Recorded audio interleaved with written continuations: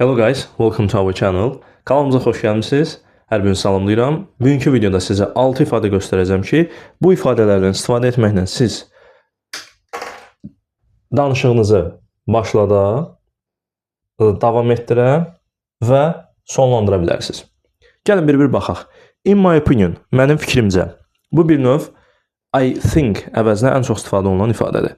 To be honest, düzünü desəm, in fact, əslində, let me put in this way, qoy belə deyim, qoy belə başa salım. However, baxmayaraq ki, on the other hand, digər tərəfdən, overall, ümumilikdə.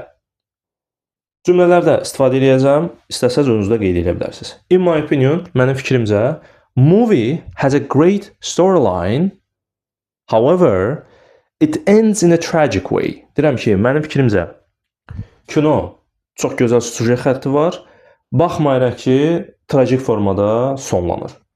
To be honest, düzünü desəm, to be honest, service was not so good. On the other hand, food was very delicious. Düzünü desəm, servis o qədər də yaxşı deyil idi. Digər tərəfdən yeməklər çox dadlı idi.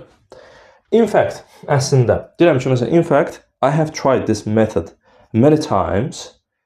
Let me put it this way. It requires great amount of passions and work. Deyirəm ki, əslində bu metoddan mən çox istifadə etmişəm. Qoy belə deyim, daha çox səbir və zəhmət tələb edir. Və overall da hər birini sonlandıra bilərsiniz.